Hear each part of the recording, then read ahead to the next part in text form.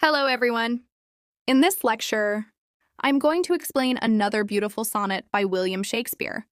Sonnet 89, line by line in the easiest way. But if you are new to my channel, then please don't forget to like and subscribe to my channel. Before starting the line-by-line explanation, let me give you a short background of this sonnet. In this sonnet, Shakespeare is addressing his beloved young man. The poet imagines a situation where his beloved might leave him or reject him. Instead of blaming the beloved, Shakespeare says he will take the blame himself. He promises that if the young man criticizes him or finds faults in him, he will accept them without any defense.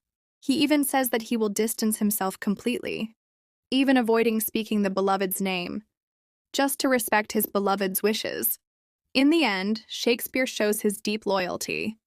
If his beloved hates him, then he will also hate himself, because he cannot love someone whom his beloved despises. Now let's explain it line by line. Say that thou didst forsake me for some fault. In this opening line, Shakespeare is speaking directly to his beloved. The word say here means imagine or suppose. The word didst forsake means you abandoned me or you left me. The word fault means a mistake, weakness, or flaw. Are you getting the point? I hope you are getting. So the poet is telling his beloved, suppose one day you leave me and give the reason that I have some fault or weakness.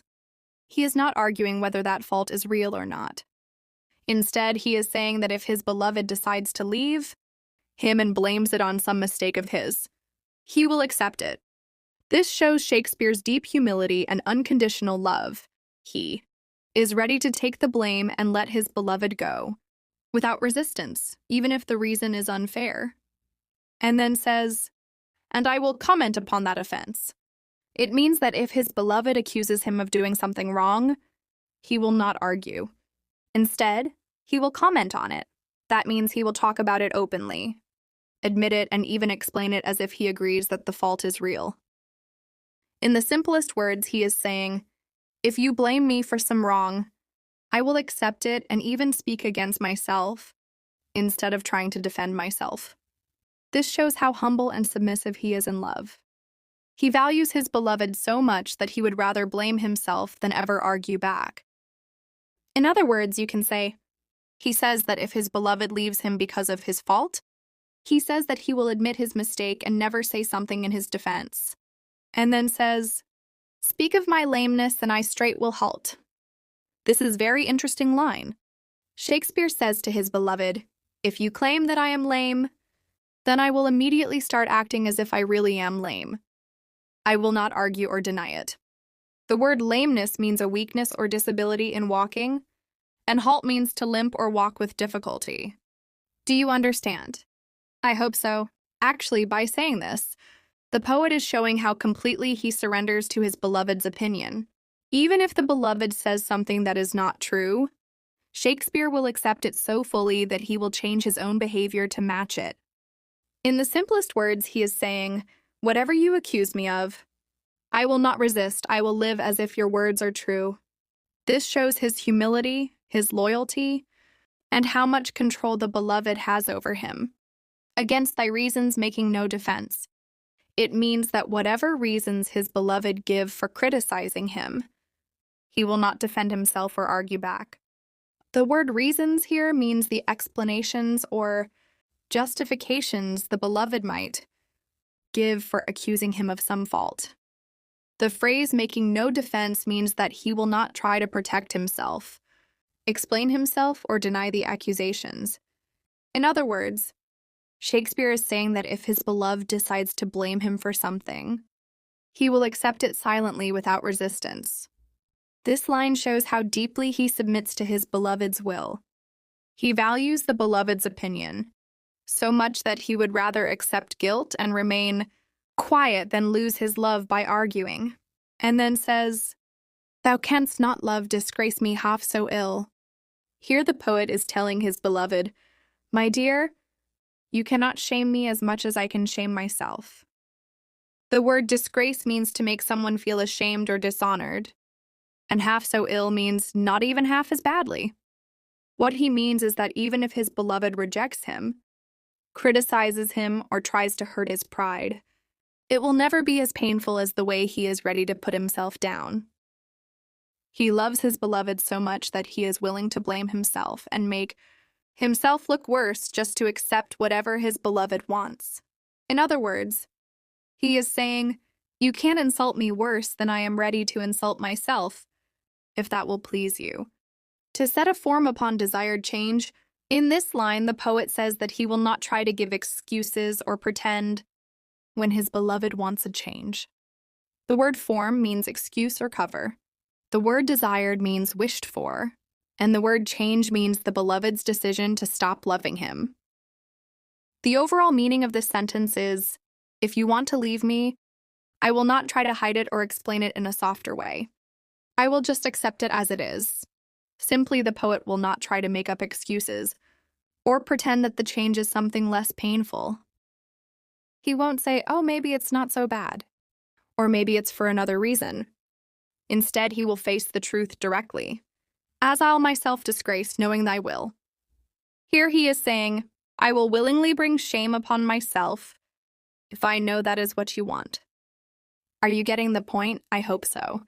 Actually, the word disgrace means to bring shame or lower one's own honor. The phrase knowing thy will means understanding what his beloved desires. In simple words, the poet promises that if his beloved wants him to be dishonored or looked down upon, he will do it himself without hesitation. He is saying that no insult from his beloved could ever be worse than the shame he is ready to put on himself just to match his beloved's wishes. This shows his extreme devotion and self-sacrifice. He values his beloved's will above his own dignity. I will acquaintance strangle and look strange. Now he is saying, I will cut off my friendships and act as if I don't know the people I used to be close with. The word acquaintance means friends or people he knows. The word strangle here does not mean literally choking someone, but rather ending or killing off those friendships. The phrase look strange means behaving coldly or distantly, as though he doesn't recognize them anymore. In simple words, you can say, the poet is promising his beloved, if you want me to, I will completely separate myself from my friends, end those relationships, and act like a stranger to them. This shows how far he is willing to go. He will even sacrifice his social life and friendships just to obey the wishes of his beloved. Be absent from thy walks and in my tongue. In this line, the poet is saying that if his beloved leaves him, he will avoid going to the places where his beloved usually takes walks or spends time. The phrase, be absent from thy walks, means he will stay away from his beloved's usual paths or favorite spots, so that he does not disturb him or remind him of their past. Then the phrase, in my tongue, means in my speech. The poet is promising that even in his conversations, he will not mention his beloved's name anymore. So, in the easiest words, Shakespeare is saying, if you no longer want me, I will stay far away from the places where you go, and I won't even let your name be spoken by me. This shows his complete willingness to remove himself from his beloved's life. Thy sweet beloved name no more shall dwell. He is continuing his promise to stay away if his beloved rejects him. The phrase, thy sweet beloved name, means the dear and cherished name of the beloved. The word dwell means to live or stay. So when Shakespeare says, thy sweet beloved name no more shall dwell, he means that the name of his beloved will no longer live or remain in his speech. In simple words, he is saying, I will never again speak your beautiful and loved name. This shows how deeply respectful and obedient the poet wants to be.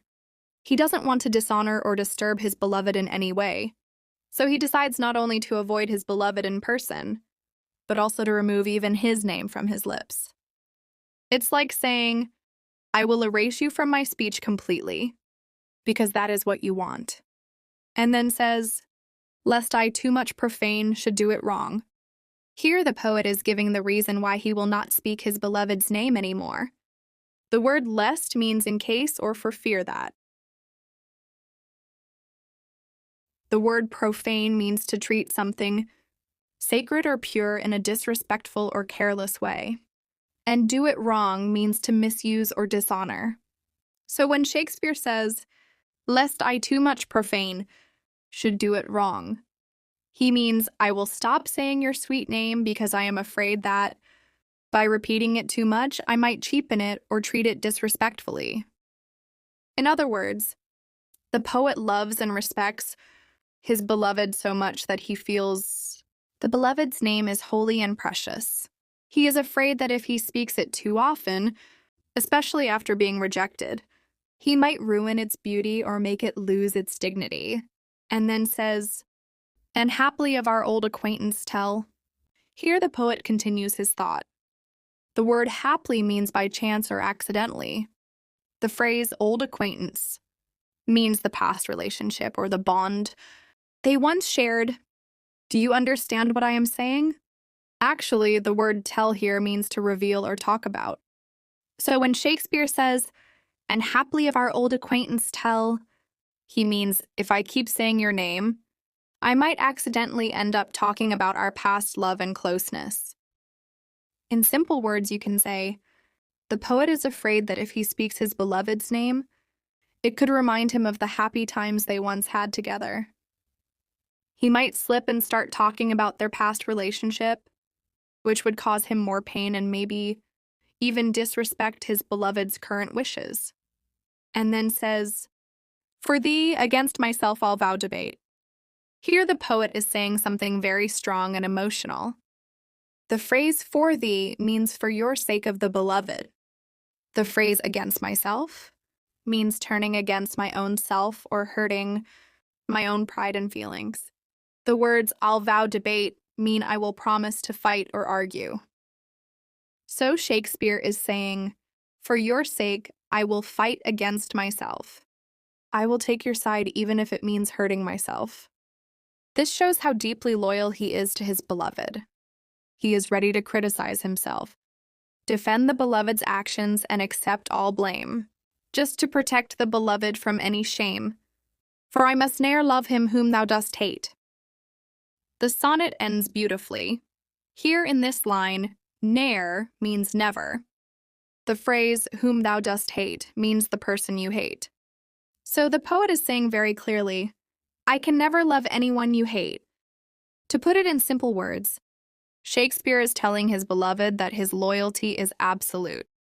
Even if he himself likes someone or is close to them, the moment his beloved dislikes or hates that person, he will also stop loving or supporting them. His love is so strong that he cannot go against the beloved's wishes. So the simple meaning is, I will never love or be close to anyone you dislike, because my loyalty is only to you. Actually, this line is the conclusion of the whole sonnet. It shows that the poet is ready to sacrifice friends, relationships, and even his own pride, just to stay faithful to his beloved. I hope you have enjoyed this lecture, but please don't forget to like and subscribe the channel. Thank you.